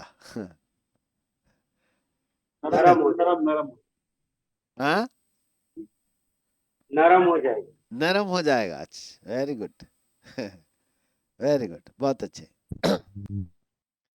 रोटी को यदि पानी के ऊपर डाल दोगे तो सबसे पहले वो इतनी नरम होगी, धीरे धीरे पानी रोटी के अंदर प्रवेश करके उसको छोटे छोटे टुकड़ों में तब्दील कर देगा। अपने आप उसके छोटे छोटे छोटे छोटे टुकड़े होने चालू हो जाएंगे। और जैसे जैसे छोटे छोटे टुकड़े होंगे वो धीरे धीरे टुकड़े और छोटे छोटे कणों में तब्दील होंगे, और फिर पानी में एक समय आएगा वो बिल्कुल घुल मिल जाएंगे, ताकि रोटी को ढूंढोगे तो रोटी आपको मिलने वाली नहीं है। इवन 10 मिनट के बाद पानी के अंदर हाथ डाल के देखोगे कि मेरी रोटी किधर गई, तो रोटी गायब। रोटी आपको ढूंढने से भी मिलने वाली नहीं है, पानी के अंदर गल जाएगी, वो छोटे छोटे कणों में तब्दील हो जाएगी। उसके बाद उसको बटोर करके फिर से आटा गूंथ करके फिर से रोटी बनाने की कोशिश करोगे, तब भी वो आपके हाथ में नहीं आएगी, इतने छोटे छोटे कण हो जाएंगे उसके। इतने छोटे कण हो जाएंगे। रोटी को पानी के ऊपर डाल देने से रोटी वापस नहीं आती, वरना रोटी गल जाती है, छोटे छोटे कणों में तब्दील होकर अपना अस्तित्व खो देती है, सब कुछ खत्म हो जाता है, वो फिर से रोटी के समान वापस आ ही नहीं सकती। ये संसार का नियम कहता है। आई बात समझ में? संसार का नियम कहता है कि रोटी को यदि पानी के ऊपर रख दिया जाए तो रोटी गल जाएगी, नष्ट हो जाएगी, उसका अस्तित्व खत्म हो जाएगा। परंतु परमेश्वर का नियम कहता है यदि रोटी को यदि हम पानी के ऊपर डालेंगे तो परमेश्वर का नियम कहता है कि बहुत दिन के बाद फिर से तू उस रोटी को प्राप्त करेगा। उसने ये नहीं कहा कि तू तुरंत प्राप्त करेगा, लेकिन उसने कहा कि बहुत दिनों के बाद तू उसको फिर से प्राप्त करेगा। संसार का नियम ज्यादा अच्छा कि परमेश्वर का नियम ज्यादा अच्छा? संसार का नियम कहता है गल जाएगी, नष्ट हो जाएगी, वापस नहीं आएगी। परमेश्वर का नियम कहता है कि डाल के देख, एक न एक दिन फिर से रोटी तेरी वापस आएगी। हालेलुया। कई बार हम संदेह में होते हैं कि पता नहीं हमारी रोटी वापस आएगी या नहीं, परंतु यदि आप परमेश्वर के ऊपर विश्वास करें, परमेश्वर के वचन के ऊपर विश्वास करें, तो परमेश्वर का वचन सामर्थी है, क्योंकि परमेश्वर अलौकिक सामर्थ उत्पन्न करता है धन प्राप्त करने के लिए। और इसलिए यदि हम अपनी रोटी को पानी के ऊपर डालेंगे तो हमारी रोटी गलेगी नहीं, वरन हमारी रोटी फिर से हमको वापस होकर के आएगी, फिर से वापस आएगी। ये रोटी है आपका धन, आपकी संपत्ति, और जल है परमेश्वर का राज्य। यदि आप परमेश्वर के राज्य में अपनी रोटी को यानी अपने धन और अपनी संपत्ति को यदि आप डालेंगे तो यकीन कीजिए आपको थोड़ी देर लगेगा तो ऐसा कि गया, लेकिन आपके जेब से जाएगा नहीं, खुदा आपकी जेब में वापस लाएगा 30 गुना, 60 गुना और 100 गुना। Hallelujah, praise God. संसार का नियम कहता है कि रोटी नष्ट हो जाएगी, गल जाएगी। खुदा का नियम कहता है रोटी नष्ट नहीं होगी, गलेगी नहीं, वापस आएगी, वापस आएगी। हाँ, वापस आएगी। रोटी आपकी संपत्ति, आपका धन है। जल परमेश्वर का राज्य है। डाल के तो देखो खुदा के राज्य के लिए, पीछे मत हटो, डालो खुदा के राज्य के लिए। आपकी रोटी 2 गुना नहीं, 3 गुना नहीं, 4 गुना नहीं, बाइबल कहती है 30 गुना, 60 गुना, 100 गुना रुपए वापस आएगी। परमेश्वर के वचन के ऊपर विश्वास करना सीखो, परमेश्वर के वचन पर संदेह करना मत सीखो। प्रचारक परमेश्वर के वचन का प्रचार तो करते लेकिन खुद संदेह में रहते हैं। वो दूसरों को खूब अच्छा प्रचार करते, लेकिन जब खुद की बारी आती तो कहते रे बाबा आप छोड़ना, क्या करने का है डालने से ही। खुद की बारी आती तो पीछे हट जाते हैं। यही कारण है संपन्नता का मार्ग उनसे कोसों दूर रहता है। मेरे प्रिय प्रभु के बालकों, यदि आप संपन्नता के मार्ग को, संपन्नता के क्षेत्र में यदि आप अपने जीवन को परिपूर्ण करना चाहते हैं तो अपनी रोटी को जल के ऊपर डालना सीखें, परमेश्वर के वचन के ऊपर विश्वास करना सीखें और परमेश्वर के वचन को अपने जीवन के अंदर अनुकरण करना सीखें, क्योंकि परमेश्वर अलौकिक सामर्थी है और वह अलौकिक सामर्थ के द्वारा आपके जीवन के अंदर प्रॉस्पेरिटी को देने के लिए तैयार है। परमेश्वर है, वो कभी पीछे नहीं हटता। वो हमेशा चाहता है कि उसके बच्चे आशीषित जीवन जिए। वो चाहता है कि हम संपन्नता का जीवन जिए, हमारे पास सब कुछ बहुतायत से हो, सब कुछ हो, किसी भी बात की कोई कमी घटी न होने पाए। परमेश्वर यही चाहता है क्योंकि बाइबल कहती है परमेश्वर का पुत्र इसलिए आया कि जीवन दे और बहुत आयत का जीवन दे। वो हमको छोटा मोटा जीवन देने के लिए नहीं आया, वो हमको बहुत आयत का जीवन देने के लिए आया। और बहुत आयत का जीवन जो संपन्नता की आशीषों को लेकर के आता है, यदि उसको प्राप्त करना है तो 3 तरीका। नंबर 1, परमेश्वर के ऊपर निर्भर जीवन सीखो, उसी के ऊपर निर्भर रहो। नंबर 2, परमेश्वर की अलौकिक सामर्थ के ऊपर विश्वास करना सीखो। उसकी अलौकिक सामर्थ एक दिन आपको संपन्न बनाएगी जैसे अब्राहम को बना गई। नंबर 3, परमेश्वर के मार्ग के ऊपर विश्वास करो कि परमेश्वर आपके लिए मार्ग निकाले और वो मार्ग भेंट और दशवान से होकर के गुजरता है। 2 कुरिन्थियों 8वें अध्याय में बाइबल ऐसा कहती है कि जब मकिदुनिया की कलीसिया के ऊपर, जब मकिदुनिया के ऊपर बड़ा भारी अकाल पड़ा, कंगाली के दिन आए, बड़े गरीबी के दिन आए, कंगाल हो गए थे लोग, तब बाइबल कहती कि उनकी उदारता और बढ़ गई, उनकी देने की क्षमता और अधिक बढ़ गई। कष्ट के दिन थे मकिदुनिया के लिए, सताव के दिन, तकलीफ के दिन थे, भूखे रहने के दिन थे, अकाल पड़ा था, कंगाली पना गई थी, लेकिन बाइबल कहती वो देने में कभी पीछे नहीं हटे, वो देते रहे, वो खुलकर देते रहे, वो खुलकर देते रहे।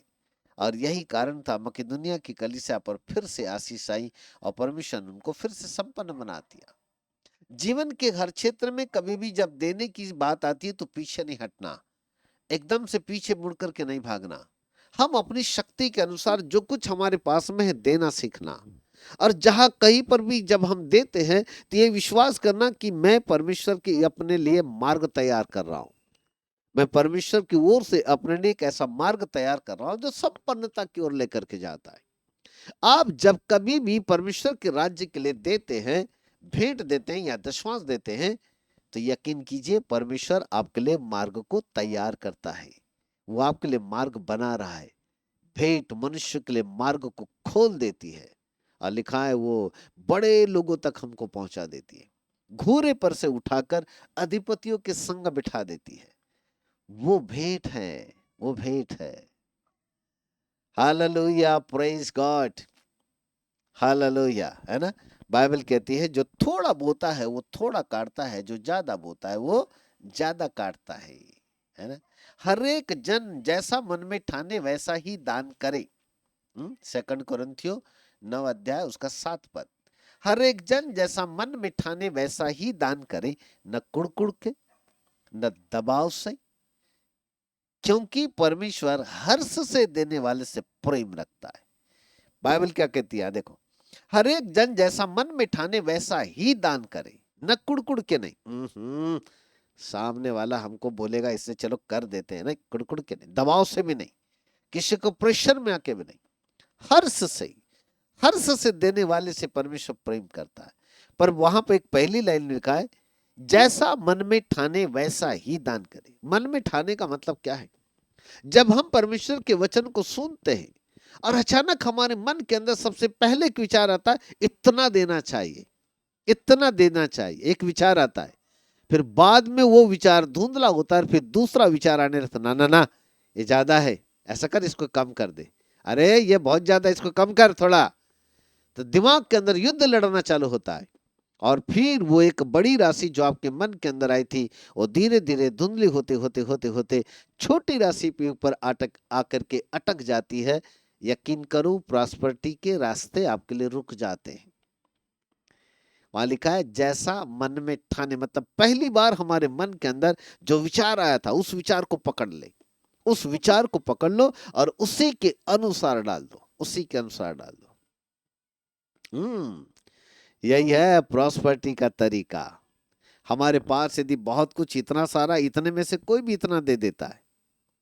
जिसके पास बहुत कुछ है वो इतना सा देने में देर नहीं करता, वो सोचता है अरे चल बहुत इतना दे भी दिया तो क्या फर्क पड़ता है, वो दे देता है।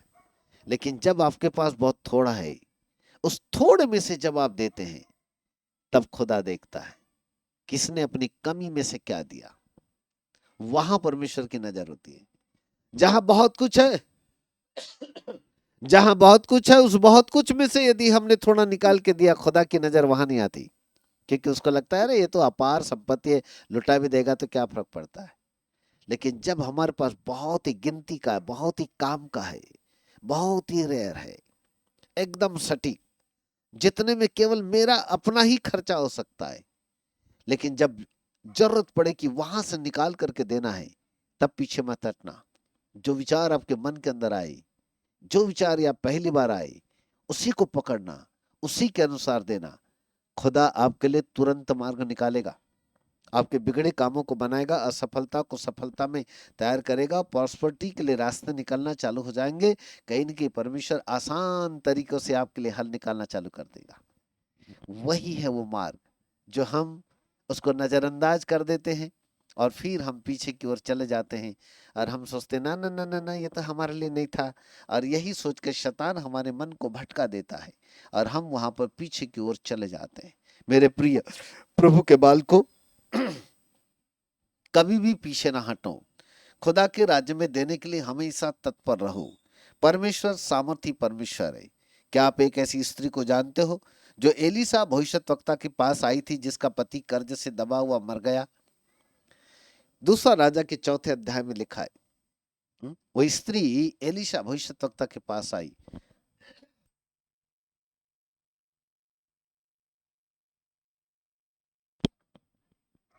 एलीशा को कहती है, स्वामी, तेरा दास मेरा पति जो कर्ज लेकर के दबा हुआ था मर गया, लेकिन जो कर्जदार लोग हैं वो आकर के मेरे बेटों को सताते हैं और वो कहते हैं कि ये नौकरी करके उसका दाम भरे, मैं क्या करूं?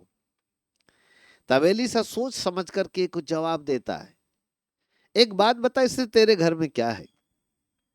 तब स्त्री कहती है, स्वामी, मेरे घर में, तेरे दासी के घर में ना एक हांडी तेल को छोड़ कुछ भी नहीं है। तब एलीशा ने कहा, एक काम कर, मोहल्ले में जाना और मोहल्ले में जाकर बहुत सारे बर्तनों को इकट्ठा करना और घर में लाना, दरवाजा बंद कर लेना और अपने दोनों बेटों के साथ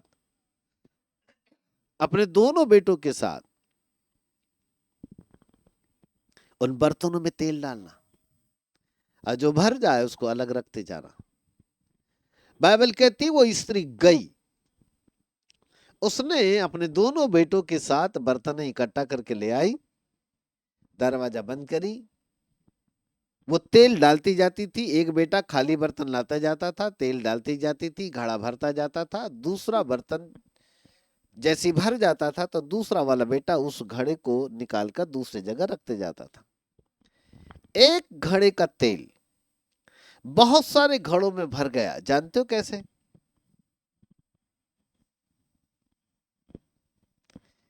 कोई मजाक लगता है? ऐसी हंसी मजाक में लिख दिया दूसरा राजा के 4 अध्याय में लिखने वाले ने। लोग उसको देखेंगे तो सुन लेंगे तो हाँ ऐसा कर लेंगे, ऐसा लगता है आपको? आज के तारीख में यदि कोई नबी आपको कहने के लिए कहे तो आप कभी नहीं करोगे।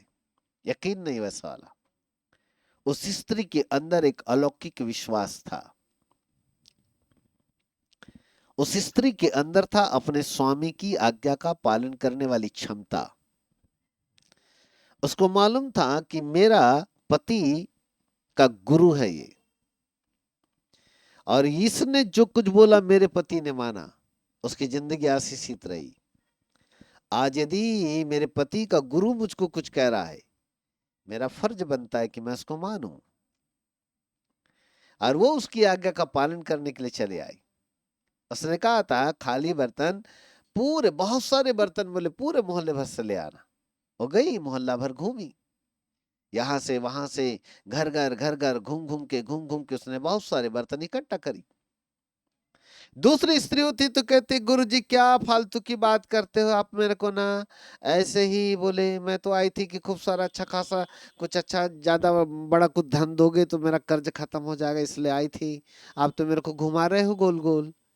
घर में जाना, बहुत सारे बर्तन लाना, फिर दरवाजा बंद करना, फिर तेल डालते जाना, भर जाए उसको अलग रखते जाना। इतना मगजमारी कौन करेगा? ना, स्त्री ने ऐसा नहीं किया। बाइबल कहती उसने आज्ञा मानी। बाइबल कहती है उसने अलौकिक विश्वास किया। भला एक घड़े का तेल इतने सारे घड़ों में कैसे भर सकता है? गुरुजी कहां की बात करते हो आप? किस जमाने की बात करते हो? माना कि आप भविष्यद्वक्ता हो, तो फिर भी एक घड़े का तेल बहुत सारे घड़ों में कैसे चला जाएगा? क्यों मेरे को खामोखा टाइम खराब करते हो?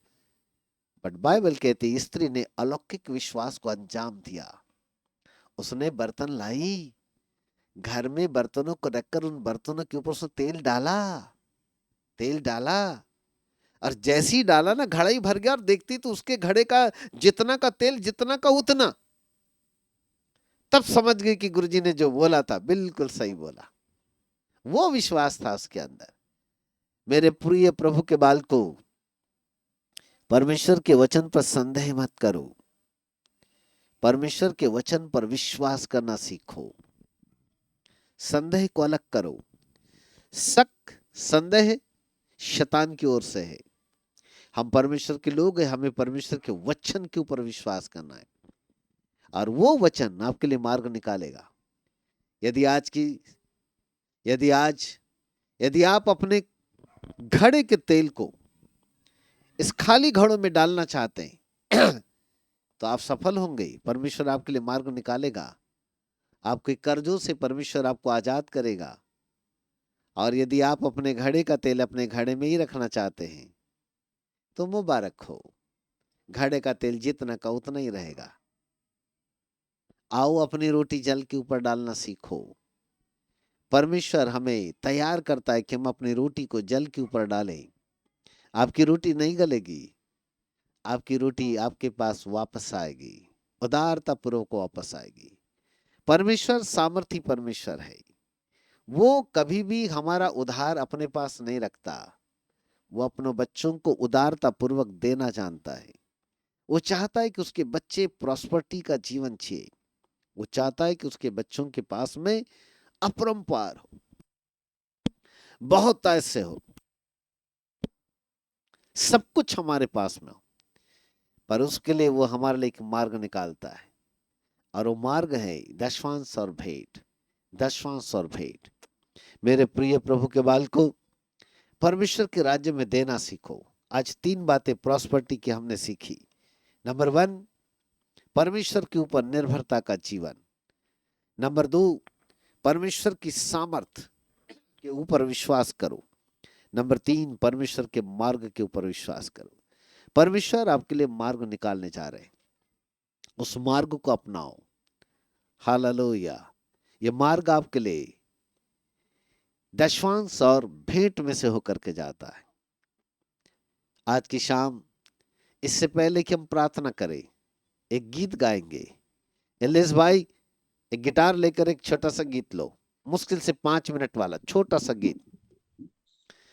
उस गीत के चलते जहां पर हम आपको दिखाई दे रहे, वहां पर देखिए गूगल पे, फोन पे एक नंबर लिखा हुआ है 8655866952। आज आपकी रोटी को परमेश्वर के राज्य के में यानी जल के ऊपर डाल दो। जो कुछ डाल सकते हो अपनी स्वयं की इच्छा से। बाइबल कहती जैसा मन में ठाने वैसा ही दान करे।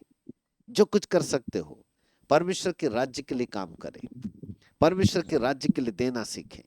यदि आप परमेश्वर के राज्य के लिए देंगे, परमेश्वर आपकी रोटी को वापस लाएगा। यदि आप अपने घड़े का तेल परमेश्वर के राज्य के घड़ों में उंडेलना सीखेंगे, तो परमेश्वर आपके घड़ों को भरेगा। परमेश्वर आपके घड़ों को भरेगा। प्रभु आपको आशीष देने चाह रहे हैं। इससे पहले कि मैं प्रार्थना करूं, आए आज शाम सबसे पहले हम सब लोग प्रैक्टिकल करें, व्यवहार रूप में लाए परमेश्वर के वचन को, और व्यवहार में लाकर के आज कहे, प्रभु आज मेरे पास जो मेरी रोटी है, आज मैं उसको जल के ऊपर डाल रहा हूं। आज कहे, प्रभु मेरे घड़े में जो तेल है, उस तेल को आज मैं आपके राज्य में उंडेल रहा हूं। मेरे घड़ों को भर दो। मेरा परमेश्वर आपके घड़ों को भरेगा। मेरा परमेश्वर आपकी रोटी को 30 गुना, 60 गुना, 100 गुना प्रतिफलित करेगा, वापस देगा। आओ आज हम परमेश्वर के वचन पर प्रैक्टिकल करें। मैं संपन्नता के लिए दुआ मांगने जा रहा हूं आपके लिए। आज आपके बंधनों को तोड़ने के लिए भी दुआ करूंगा। आर्थिक श्राप के बंधन तोड़े जाएंगे, आशीषें आपके ऊपर उंडेली जाएगी। प्रभु आपको आशीष दे। इससे पहले कि मैं प्रार्थना करूं, एक भक्ति गीत हो रहा है। अपने मोबाइल को उठा के गूगल पे, फोन पे के द्वारा करके आप हमें अपने सहज योगदान आप प्रदान कर सकते हैं। प्रभु आपको आशीष दे। इल्लेस भाई।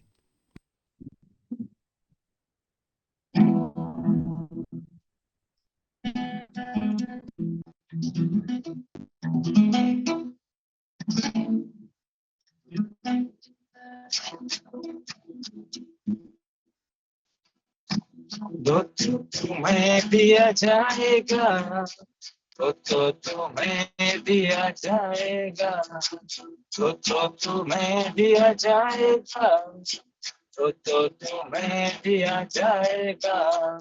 जिस नाप से तुम नापते हो, जिस नाप से तुम नापते हो, तुम्हारे लिए भी नापा जाएगा, तो तुम्हें दिया जाएगा, तो तुम्हें दिया जाएगा, तो तुम्हें दिया जाएगा, तो तुम्हें दिया जाएगा।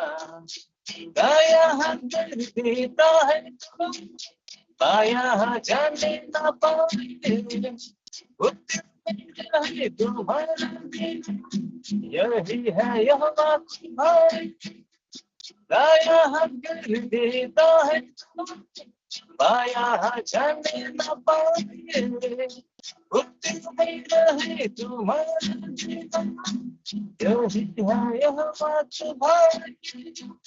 जिस नाप से तुम नापते हो, हाँ जिस नाप से तुम नापते हो, तुम्हारे लिए नापा जाएगा, तो तुम्हें दिया जाएगा, तो तुम्हें दिया जाएगा, तो तुम्हें दिया जाएगा, तो तुम्हें दिया जाएगा। विधवा के जैसे तुम दान दो, धनवान के जैसे नहीं, मन को तुम साफ रख देना, कुड़कुड़ाते हुए नहीं। विधवा के जैसे तुम दान दो, धनवान के जैसे नहीं, मन को तुम साफ रख देना, कुड़कुड़ाते हुए नहीं। जिस नाप से तुम नापते हो, जिस नाप से तुम नापते हो, तुम्हारे लिए भी नापा जाएगा, तो तुम्हें दिया जाएगा, तो तुम्हें दिया जाएगा, तो तुम्हें दिया जाएगा, तो तुम्हें दिया जाएगा। जो कुछ तुम पृथ्वी पर बांधोगे वो स्वर्ग में बांधेगा, जो कुछ तुम पृथ्वी पर खोलोगे वो स्वर्ग में खुलेगा। जो कुछ तुम पृथ्वी पर बांधोगे वो स्वर्ग में बांधेगा, जो कुछ तुम पृथ्वी पर खोलोगे वो स्वर्ग में खुलेगा। तुमको मिलेगी यीशु में, तुमको मिलेगी यीशु में, जीवन की सारी आशीष, तो तुम्हें दिया जाएगा, तो तुम्हें दिया जाएगा, तो तुम्हें दिया जाएगा, तो तुम्हें दिया जाएगा। जिस आमीन। नाप से हालेलुया। तुम नापते हो। हालेलुया। Praise God. हालेलुया। प्रभु आप सबको आशीष दे। हालेलुया। आइए हम प्रार्थना करें। रीला रबा शबद नमा तरियंद नमा तखाते खंद नखीसी तखारते खल लखूत नत्र रबारिया तरबंद नमा शबदनम तरियंद नमाति न तखंद नखेते नत्र रबा शबदनम तरियंद नमाति खंद नखातिया। ओ यस प्रभु जी, आपकी सामर्थ को बहने दो, बहने दो, बहने दो, बहने दो, बहने दो, बहने दो, बहने दो राजा। आपकी अद्भुत सामर्थ को बहने दो, बहने दो, बहने दो। अभिषेक को बहने दो। Prosperity, blessing, anointing. Hallelujah. Prosperity, anointing, prosperity, anointing, prosperity, anointing. मसीह यीशु के नाम से, मसीह यीशु के नाम से आपके बच्चों के जीवन के ऊपर बहने लगे, बहने लगे, बहने लगे, बहने लगे, बहने लगे राजा। इसी वक्त प्रभु एक नया अभिषेक आपके बच्चों के जीवन के ऊपर काम करने पाए। पिता पिता परमेश्वर जितनों ने दिया है उनके ऊपर भी, जिन्होंने नहीं दिया उनके ऊपर भी खुदा बाप आपकी अद्भुत सामर्थ काम करे, काम करे, काम करे। हर एक बंधन यीशु के नाम में टूट जाए, टूट जाए, टूट जाए, टूट जाए। Yes yes yes yes yes yes yes. गरीबी के श्राप, गरीबी के श्राप, गरीबी के श्राप यीशु मसीह के नाम से टूट जाए। हालेलुया। हर प्रकार के आर्थिक श्रापों को नासरत के यीशु मसीह के नाम से तोड़ते हैं। रीखा नामा सखेरे तखीते खंदन खा तरीते खंदन खाती अंदन मातिया। प्रॉस्पर्टी को रोकने वाली अंधकार की ताकतों, शैतानी ताकतों को यीशु मसीह के नाम से नष्ट करते हैं। हालेलुया। पिता परमेश्वर अपने बच्चों को स्पोर्स कीजिएगा, उनके लिए अलौकिक सामर्थ को जन्म दीजिएगा। बाप आसमानी, आपका पवित्र आत्मा एक अलौकिक सामर्थ को प्रभु लेकर के उनके जीवन के ऊपर आने पाए। यीशु मसीह के सामर्थी नाम में, यीशु मसीह के सामर्थी नाम में आपका पवित्र आत्मा बड़े बल और शक्ति के साथ उनके जीवन के ऊपर काम करे। पवित्र आत्मा, ओ स्वामी स्वामी स्वामी, आपकी सामर्थ अभिषेक का यीशु मसीह नासिक के नाम से बहने लगे। प्रभु जी, यीशु मसीह के नाम से बहने लगे। रखा नमा सकारातिया तकाते खंदनमी शबदनम तरियंदनमातिया। मेरे अद्भुत पिता परमेश्वर प्रभु, बंधन तोड़ दिए जाएं, आर्थिक बंधन तोड़ दिया जाए, प्रॉस्पर्टी को रोकने वाली अंधकार की शक्तियां यीशु मसीह के नाम से नष्ट कर दिए जाए, यीशु प्रभु के नाम से नष्ट कर दिया जाए, यीशु प्रभु के नाम से कैद कर दिया जाए। प्रॉस्पर्टी की ब्लेसिंग्स को मैं परमेश्वर का दास होने के नाते रिलीज करता हूं। इस अभिषेक के द्वारा प्रॉस्पर्टी को यीशु मसीह के नाम से रिलीज करता हूं। प्रभु, संपन्नता की आत्मा यीशु मसीह के नाम से हर एक के जीवन के ऊपर पिता परमेश्वर कार्य करने पाए, हर एक के जीवन के ऊपर आ जाए। संपन्नता की आत्मा यीशु प्रभु के नाम से आ जाए। गरीबी का श्राप यीशु मसीह के नाम से टूट जाए। प्रभु जी, हर एक के जीवन से टूट जाए। रीने मई सखाना मई सखराती खंदन खे रखाती खंदन खा तरीत खंदन खोतिया नितेरल रबी शब्दनम तरियंदनमा तखाते खंदन खोतिया रदा।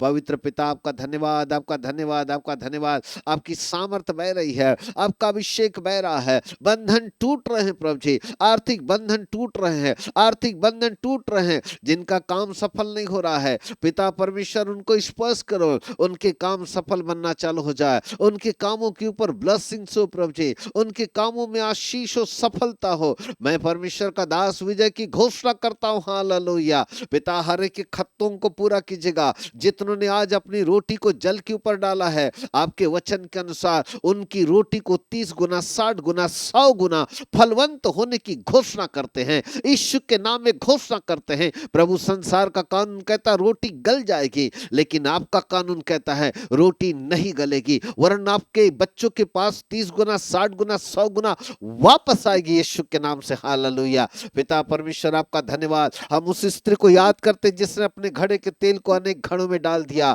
पिता परमेश्वर, फिर भी घड़े का तेल जितना का उतना था। आज आपके बच्चों ने जो प्रभु आपके राज्य के लिए बोया है, वे परमेश्वर का दास प्रार्थना करता उनके घड़े कभी खाली न होने पाए, उनके घड़े कभी खाली न होने पाए, उनके जीवन के हर एक घड़े भर जाए यीशु के नाम से। हालेलुया।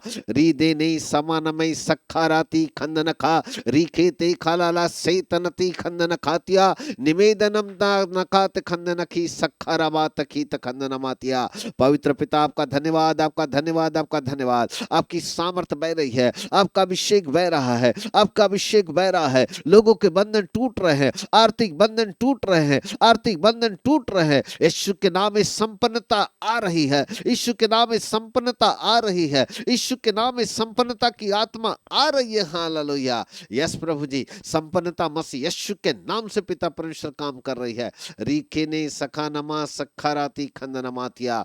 पवित्र पिता, आपके नाम को धन्य धन्य धन्य कहते हैं, आपके नाम को ऊंचा उठाते हैं। एक बार फिर से आपके नाम को धन्य धन्य धन्य कहते हैं। हालेलुया। मेरे मित्र पवित्र आत्मा, आपके नाम को हम ऊंचा उठाते हैं। धन्यवाद प्रभु। हर एक को आसमान खोल करके आशीष दीजिएगा, हर एक को आसमान खोल करके आशीष दीजिए। मैं परमेश्वर का दास होने के नाते प्रॉस्पर्टी ब्लेसिंग्स को रिलीज करता हूं, यीशु के नाम में आशीषों को रिलीज करता हूं। हालेलुया। हर एक के खत्ते हरे भरे रहे, पारिवारिक आर्थिक क्षेत्र के ऊपर बहुत ऐत की आशीष हो, ऐसे माँ से विनती करते हैं। पवित्र पिता, आपके नाम को धन्य धन्य धन्य कहते हैं। हालेलुया। रीदा नमा सखी रवि सखा नमाते खंद नमी नकाते खंद नखाती नथारल रवि शब्द नमातिया। पवित्र स्वामी आपके नाम को धन्य कहते हैं। एक बार फिर से प्रभु आपका सामर्थ्य हाथ आपके बच्चों के जीवन के ऊपर काम करे, आसमान खोल करके आशीष दीजिएगा। आदर सम्मान महिमा सब कुछ आपको देते हुए महिमावंत मसीह यीशु के नाम से मांगते ग्रहण करो पिताजी। आमीन आमीन और आमीन और आमीन और आमीन। अब हमारे परमेश्वर पिता का प्रेम, प्रभु यीशु मसीह का अनुग्रह और पवित्र आत्मा की शांति आनंद सहभागिता हमारे साथ तमाम विश्वास करने वालों के साथ युगान युग होती रहे। आमीन आमीन और आमीन। बोलो यीशु प्रभु की जय। मेरे प्रिय प्रभु के भक्तों, प्रभु यीशु मसीह के नाम से प्रभु आपको ढेर सारी आशीष प्रदान करे। आज की शाम आप सबके जुड़ने के लिए बहुत बहुत धन्यवाद। अगले महीने में एक और अच्छा वाला दूसरे विषय के ऊपर हम एक दूसरा सेमिनार करेंगे। कोई अच्छा टॉपिक हमको मिले, प्रार्थना करते रहे ताकि सितंबर महीने में एक नए टॉपिक के ऊपर हम आपके साथ बातचीत करने पाए। फिर अगले महीने में अगले सत्र में एक नए सेमिनार में फिर मुलाकात करेंगे। तब तक के लिए प्रभु आपको सुरक्षित रखें, प्रभु आपको आशीष दे। Thank you so much. God bless you. विदा होते हैं। Bye bye. God bless you.